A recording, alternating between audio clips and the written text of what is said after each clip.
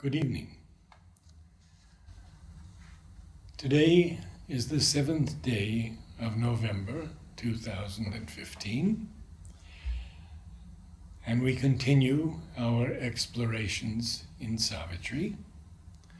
And as always, I read something of Mother about Savitri to begin. Now, this I will read over a number of days because it's a talk that Mother gave to a disciple about Savitri, and for me it's something so extraordinary. Mother begins, "Do you read Savitri?" "Yes, Mother, yes." "You have read the whole poem?" "Yes, Mother, I have read it twice." "Have you understood all that you have read?" "Not much, but I like poetry. It is because of that I read it." Mother, it does not matter if you do not understand it. Savitri, read it always. You will see that every time you read it, there will be something new, an experience, things which were not here, things you did not understand arise and suddenly become clear. Always an unexpected vision comes up through the words and lines. Every time you try to read and understand, you will see that something which was hidden behind is revealed clearly and vividly. I tell you, the very verses you have read once before will appear to you in a different light each time you reread them. This is what happens invariably. Always your experience is enriched. It is revelation at each step. And lastly, before we begin, and our honored friend Alok with us again, sir, I want to tell you something that originally was told to me by Aurobindo Basu, who was Nirodbaran's best friend. Now to many it's common knowledge, but still many may not know of it. One day Savitri was there and Nirod was putting some papers on top of it. Very softly, Sri Aurobindo said, "Don't put anything on Savitri. It's my body."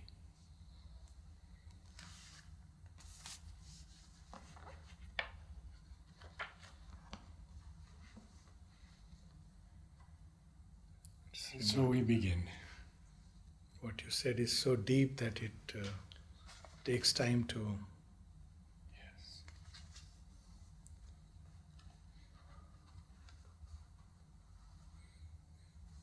Yes, to understand Savitri is to understand the creator and the creation together. So it's impossible. It's only little bit that gets revealed, and that too through grace. There is no other way.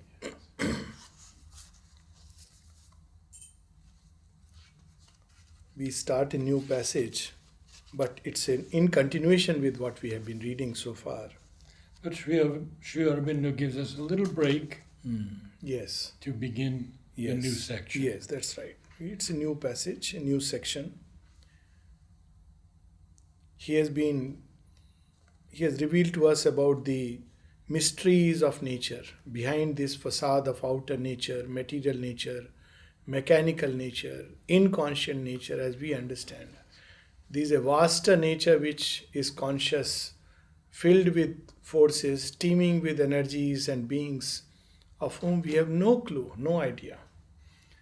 And behind it all, she, the guardian deity, the Godhead, the goddess who stands behind it all. It's very interesting that Sri Aurobindo seldom uses names, though we feel tempted to use certain names from Indian mythology because so extensively names are given, or from Western mythology time to time. But it's really very good not to give any names, because otherwise we limit our own understanding by our own definitions. So there is a joy sometimes not to give any names. And he doesn't name Doesn't name. Savitri's mother. Yes. He doesn't name Satyavan's Yes, mother. yes. And here also, though, as I said last time, we are tempted to use the word Maya, Mahamaya, but essentially, well, it's enough to know that she, the goddess, who stands or mediates between the creation and the creator, and this is she who is being described so beautifully. A border's sovereign is the occult force. It's not easy to penetrate. It's a sovereign border. It's there, we know it, but it's very, very difficult to penetrate. Personally, I have often wondered that why it is so, why not, why all this is hidden. But then the other day I had a strange sight. Every day something or the other is there to learn. Plenty of things are there to learn. And sitting in the ashram, I was struck with the image of a squirrel which had that flower plasticity in its hands, in its feet. And it was running with little bit of the mouth and little bit of the feet. She was trying to nibble at the flower. And then another squirrel came and they both had a very gentle quarrel. They hardly can quarrel. And then there came another woman, lady who cleans the place. So they ran away. She picked up that flower and put it in the waste bin. And I had a strange revelation seeing all this. I said, yes, if all these beautiful things, these powers, these hidden knowledges were given to us, perhaps we would, like the squirrel, end up merely using it as food for ourselves because that's the only thing we understand. End up aggrandizing our egos and collapse in the process. Or simply pick it up and throw it into the dustbin because that's all we know. But to someone who knew the value of a flower, he would pick it up and offer it at the feet of the Lord and become one with Him. So this is the problem, that these powers are not meant for display or for misuse or egoistic use.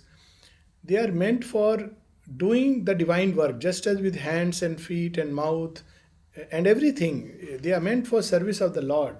So too these powers are meant for service of the Lord, nothing else. And as long as there is the ego, they cannot be given to us. So it's a sovereign border which doesn't give the mystery to anyone unless one is a tapasvi like Ashupati or simply receives it by an act of grace. As an aside, another thing which I remember as we go into this part, there are so many interesting things. At one place in the agenda, the mother says she had found the mantra of life.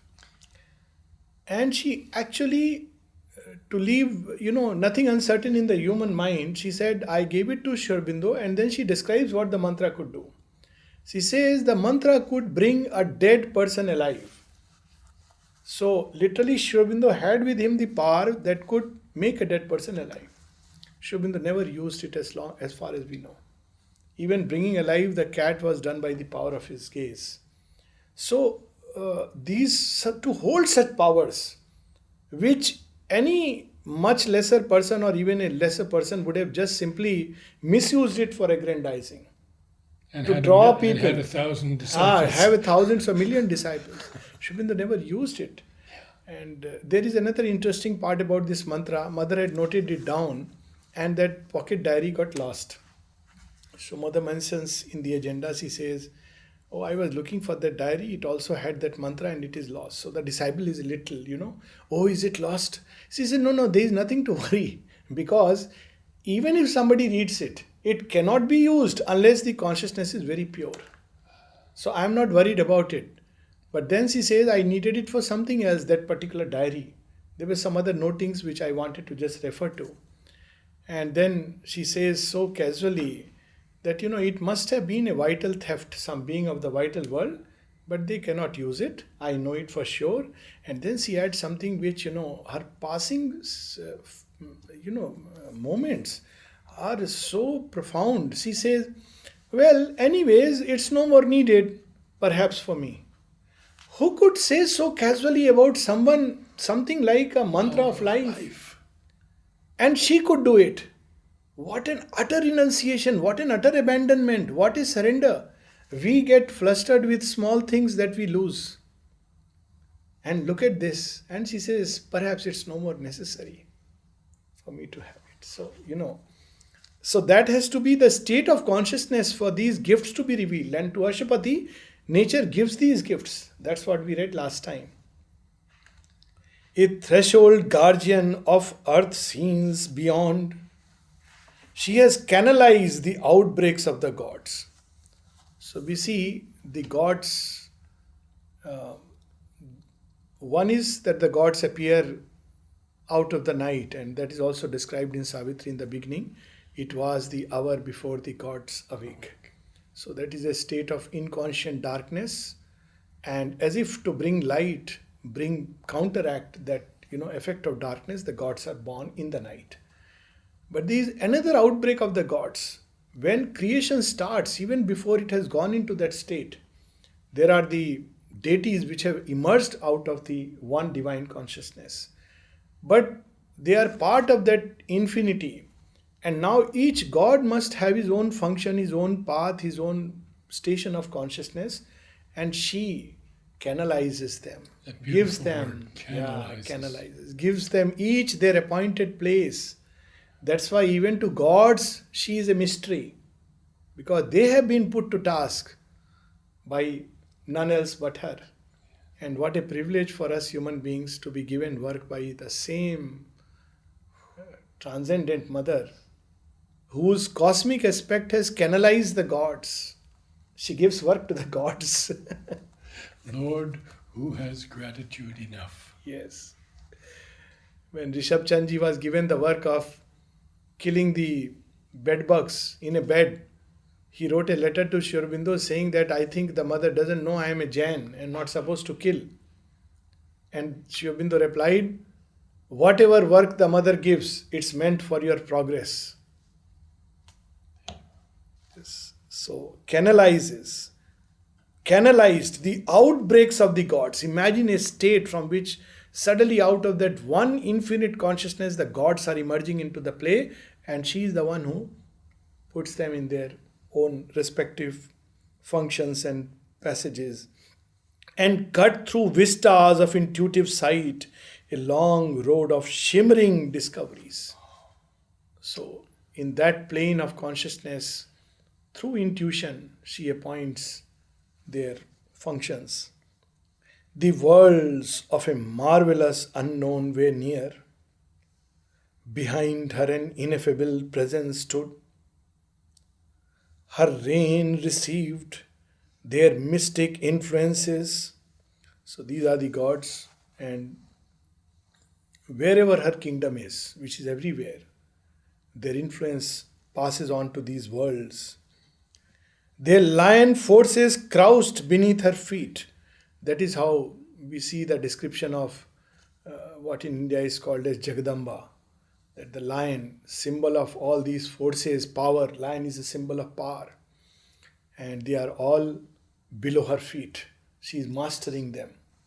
So, it's interesting that all these gods in Indian mythology are shown as having an animal as his vehicle. And each animal is obviously a symbol.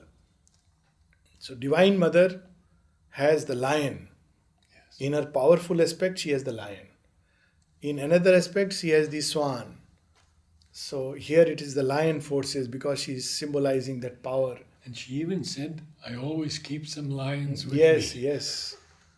And that reminds me of the beautiful lion that she has sketched. It's a very powerful being.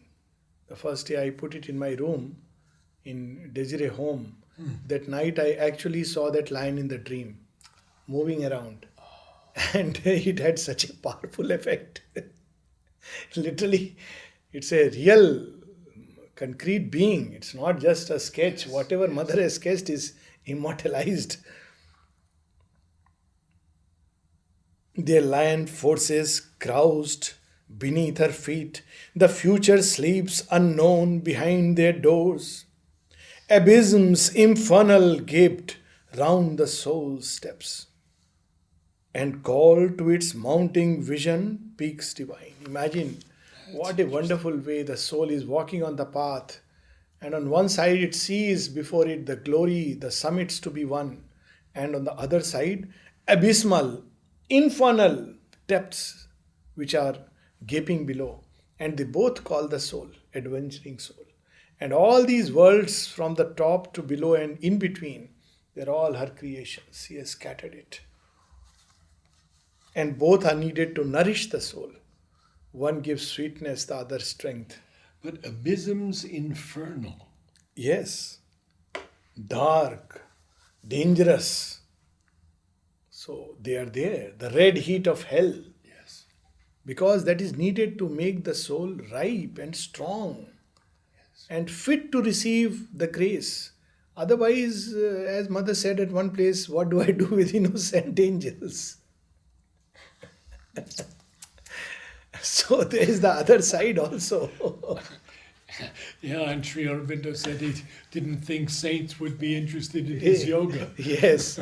Also, when he prays to, aspires to Durga, Mother Durga, he says, give to us the strength, the force of the Titans, a God's character and intelligence.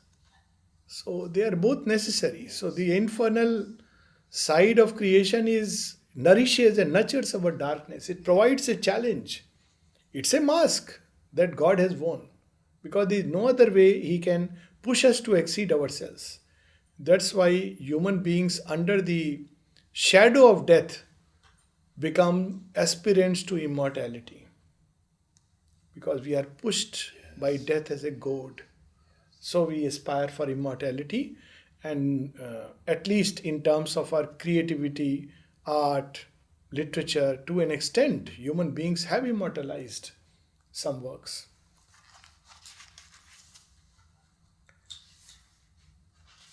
An endless climb and adventure of the idea. Wow. This is one of the most mysterious words, idea. And surely Shobinda is not referring to the idea as we use it. He capitalizes it. Yeah, the real idea, the thing that has gone into creation. Even he uses the word thought with a capital T. That which has gone into the creation as a seed which will nourish in terms of, in through passage of time. So it is this idea which grows and develops. There tirelessly tempted the explorer mind, and countless voices visited the charmed ear.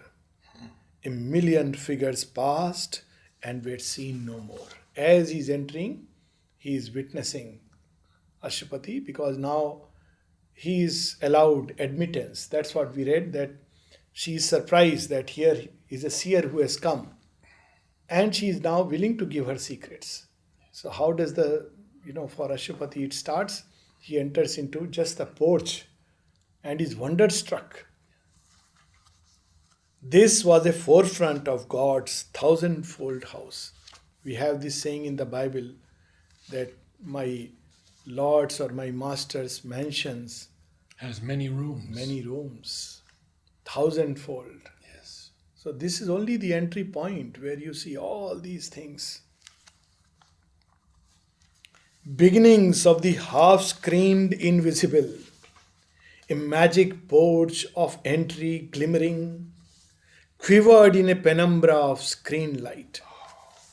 So we experience these things separately because of ignorance. We see one point and we call it hell, darkness. We see another point, call it light, heaven. But in the divine, they are all joined together, but they are given their true place and true function. Quivering in a penumbra of light. The real light is yet beyond and behind. This is only the porch. Yes. Drive in. A court of the mystical traffic of the worlds. A balcony and miraculous facade. All the worlds approach her there, receive something from her, and go back rejuvenated. And they receive everything from her. All the unknown looked out from boundlessness, It lost upon an edge of hourless time. See, when I read these lines, it reminds me somehow of the mother's balcony darshan. A court of the mystical traffic of the worlds. God knows what beings, what forces used to come. The mother has said that when she used to give meditation, gods would come and sit on the ledge. And then she specifies all of them, the Trimurti, and all of them would come and sit. And surely, of course, the Titans also come because they also wanted their end for which they had craved so long. And if there were 10,000 people, each one of us knew the moment Mother looked at us. Yes. Every time. And she marked. That is the beauty of it all. Nothing escaped her vision. So look at these. A balcony and miraculous facade. Above her lightened high immensities. She says that, she would identify with the Supreme Lord and bring them down. And the Lord would look upon us. It lost upon an edge of hourless time, gazing out of some everlasting now, its shadows gleaming with the birth of gods, its bodies signaling the bodiless,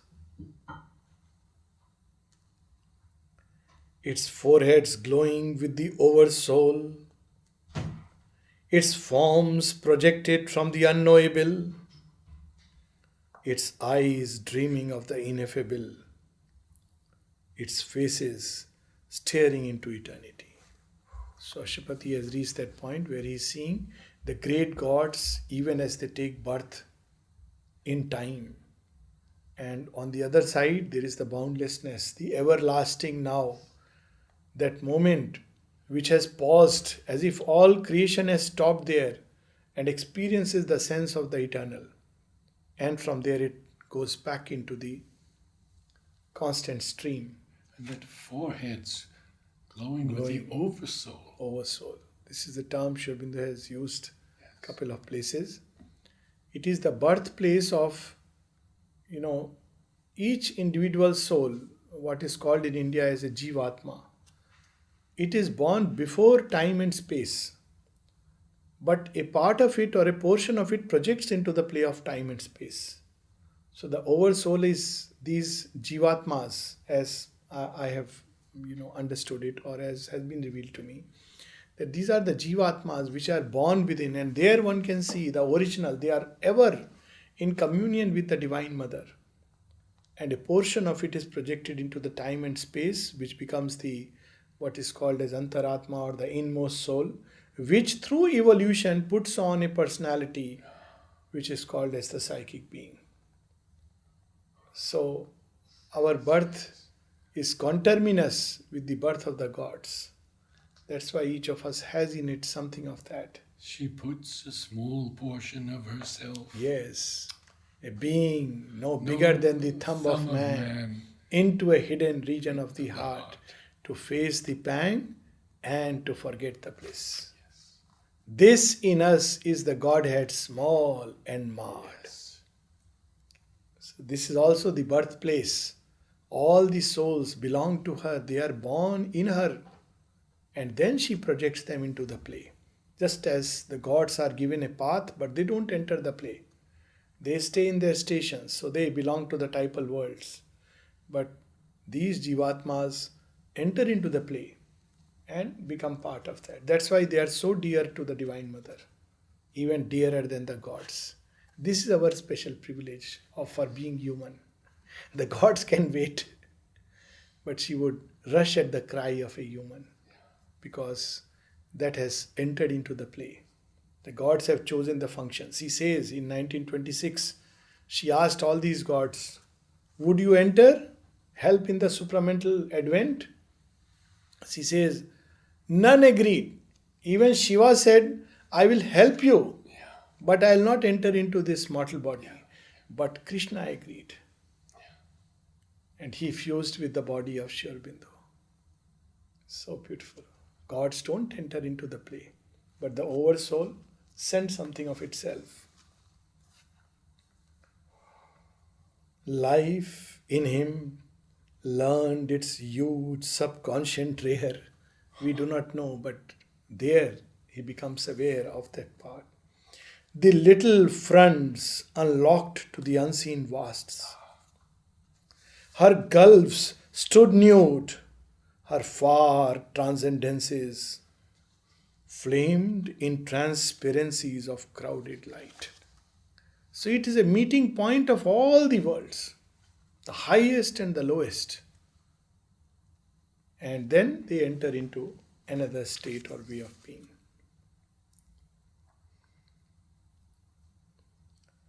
A giant order was discovered here.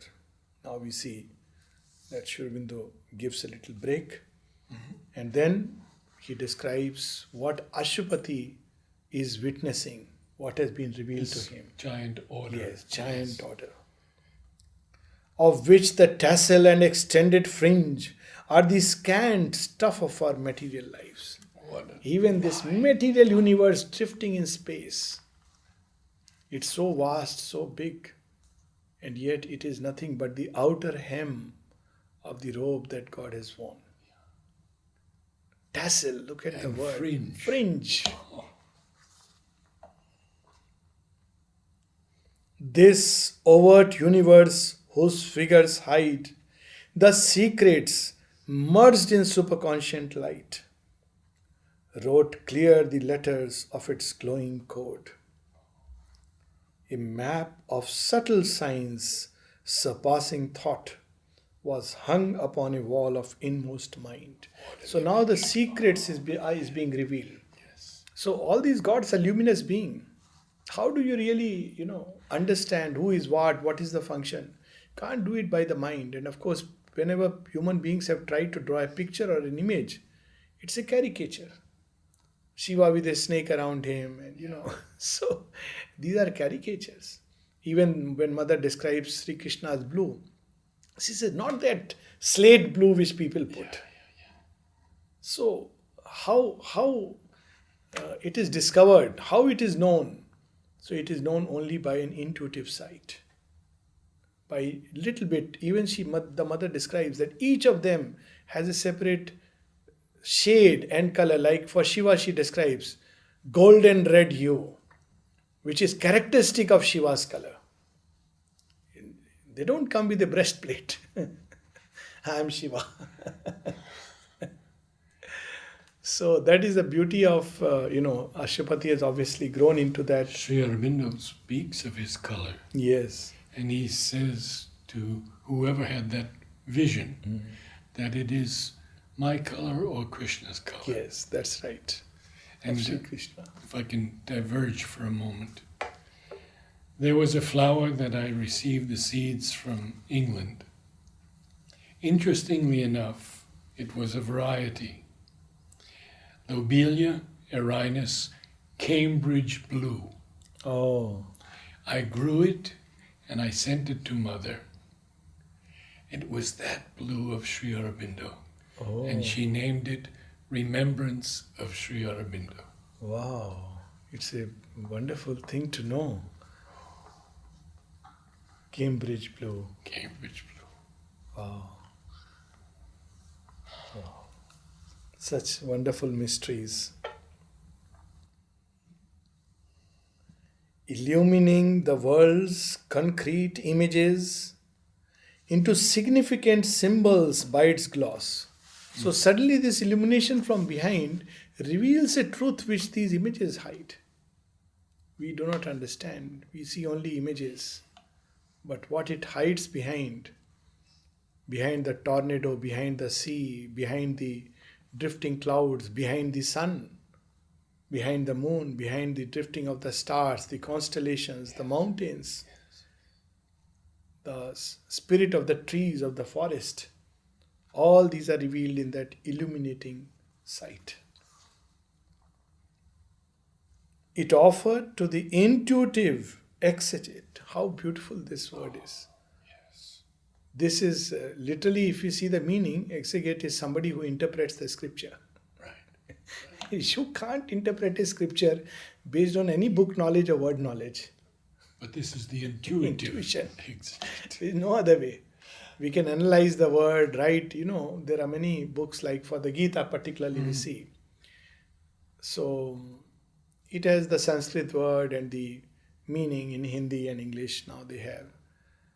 And when you read essays on the Gita, then you realize, oh my God, this is, it's not the word meaning at all. The word itself and the meaning itself is illumined with something else, which is so deep. And there's so many layers of it. Imagine, half a verse from the Gita, Dharma Kshetre, the beginning, Dharma Kshetre, Kuru Kshetre, Samaveta Yuyutsava. So it's just that King Dhritarashtra is asking to Sanjay that, all my children who have come for war, both sides, in this field, Dharma Kshetre, Kuru Kshetre, they have come ready for war. So tell me what is happening there. It's a very plain, bland thing. Sri Aurobindo on Kurukshetra writes a whole chapter, Man and the Battle of Life. Suddenly, the image of Kurukshetra changes from simply, it is the field of our deeds, our action, which is also the field of evolving dharma. Sri Aurobindo, adds this word, field of evolving dharma. Dharma is not something static. Dharma Kshetre. It's something that evolves. As we grow, the dharma itself evolves. Yes. What applies at one level of consciousness need not apply at another level. That's why it is so subtle. Gahano karmani gati, that's how the Gita puts it. So if we try to look at it purely by words, we fail miserably. But where there is a gift of grace, of intuition, to him such mysteries are revealed. And that's what Ashwapati has realized. It offered to the intuitive exegete its reflex of the eternal mystery. Something of it gets reflected into the mind, which has become tranquil, intuitive, and that's how these truths can get revealed. So Sri Aurobindo is giving us also the way to approach his own writings. Yes. Otherwise we may be lost in simply a body of words and quote, unquote, and more common misquote. The other day somebody was, there is a very famous writing of Sri Aurobindo, which in PD it was very fond of being given, distributed. And today today or yesterday someone was quoting that, Sri Aurobindo has categorically said that I don't like propaganda except for medicine. And books. Books. So I completed that, Sri Aurobindo's famous lines where he says, I do not like propaganda except for books and patent medicine. Right. And then he goes on to say that for a serious work like mine, it is a poison. So generally people quote it to say that Sri Aurobindo was totally against propaganda and all such things. So I said, yeah, but Sri Aurobindo has also written that even a work like this, in bracket propaganda, can be done as mother's work if it is done with the right attitude and the true spirit. I said, look, if you quote Sri Aurobindo, there are so many things that Sri Aurobindo has written where the opposite of it is also true. So, what applies, Sri Aurobindo was not responding to intellectual queries, but to states of consciousness.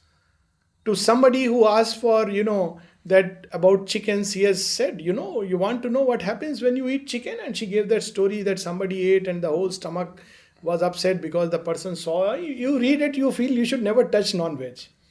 But when the people who were, having the fad about vegetarianism, the World Vegetarian Congress, they asked mother for a message. She did not give the message for some time. They kept pestering. So she says, I don't want to give them the message because they won't be able to take it. And then she gave the message that, the message that has come to me, stop being rigid, start eating meat. Could you tell the story about when mother was ill and Yes. gave her the chicken soup? Oh, that's Please, a very touching please tell story. that. where they wanted the mother to have chicken soup. And her body for a long time, she would not take it. Earlier she has taken, but So she said, no, I don't feel like taking it. Of course, we must say in the backdrop that mother's illness were not illnesses as we understand them. She was drinking poison of earth, to say the least. Like she was drinking poison. She was drinking poison that is released in this earth so that she could find the radical remedy by doing it upon her own body. And sure, there are letters of Sri Aurobindo to that effect.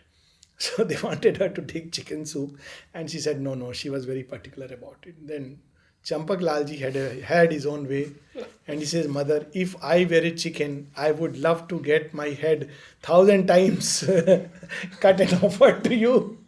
And then she said, all right. So you see, she responded to states of consciousness. Sri Aurobindo responded to states of consciousness. And the big problem is that when we reduce their words to absolute rigid dogmas for all times and for everybody, it's very, very dangerous. Scripture reading, at another place he says it's a twofold sword. It's a double-edged sword. Yes. I always fall back on what Sri Aurobindo said. Only that is true, the opposite of which is also true in its own time and application. And we read previously that she withdrew the support from the evil she had nurtured. So, this here he has given in two words the mystery that, it's only by intuition, by a quietening of the mind that the truth behind the scripture can be revealed to us. Ascending and descending twixt life's poles, the serried kingdoms of the graded law. Now again we see that the graded law, the evolving dharma. There is it is the same law of truth, but in its application, it applies differently. See, this is what we don't understand. Our law is more like the law of death. Everybody is the same, but everybody is not the same, we like it or not. The divine protects Arjuna, even goes out of the way to save him from disaster several times. He makes impossible promises and Krishna has to do impossible things to save him. Rama goes out of his way to kill Bali. The upholder of dharma stands behind the trees to shoot an arrow and kill someone who was not even his foe. So Bali asks him in Ramayana, you are supposed to be an upholder of dharma, to always live in equanimity. He says, Samdarsi tam naam kahava. You are Samdarsi, equal in vision.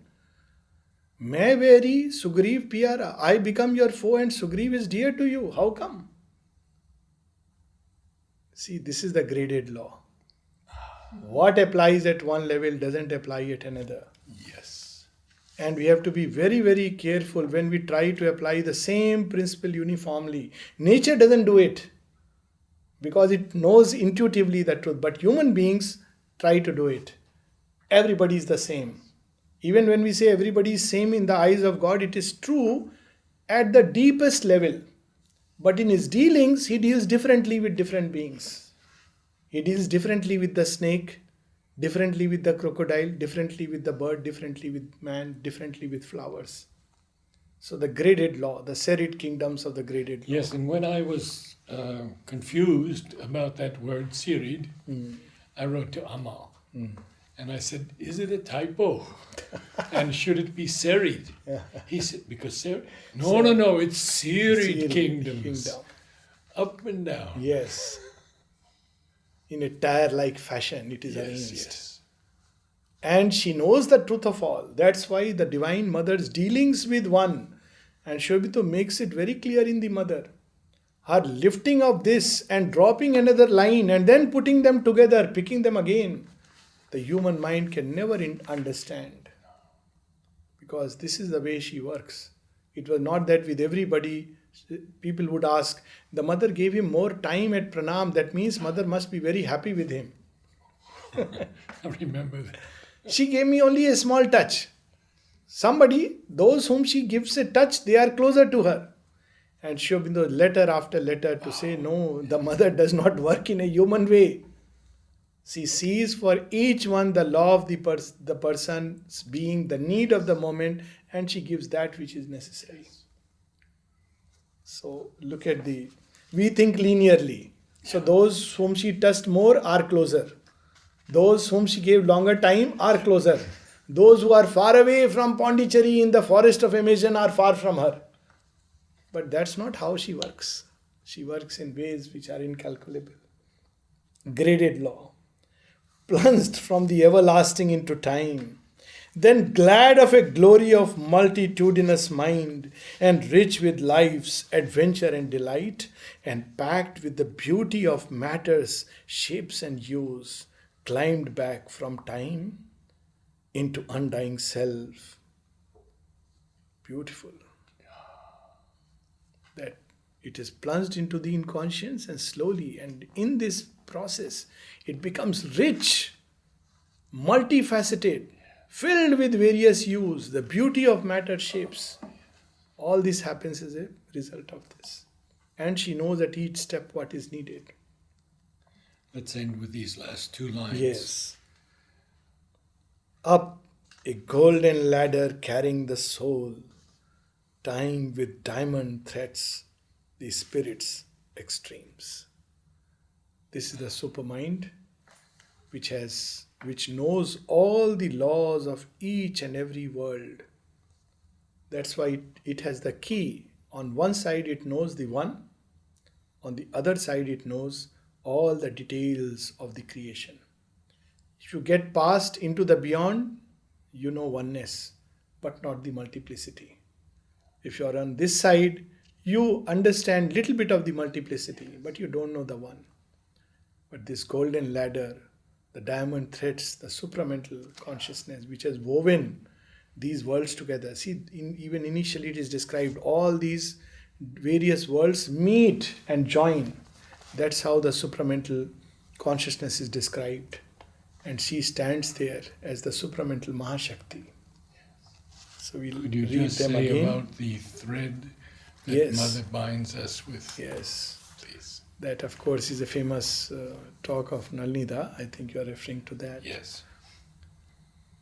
It was given to the school children, but applies to, of course, many. That everyone who has been touched by her, everybody who has been here, studied here, the mother puts a golden chain around the person. And this golden chain is never lost wherever we may go. We carry this chain around us. It is the chain that binds us to the Divine Mother. But then he says something beautiful. He says, but to some she puts iron chains and makes sure that they are here next to her. No escape. Can't run away. Cry as you may or love it. So, of course, he binds even physically very close to her, because something is needed in the physical. So, but of course, one day all these chains, the golden, the silver, and the iron chain will change into her diamond chain, diamond threads. And then the near and far will be one, and the high and low come together in a single plan.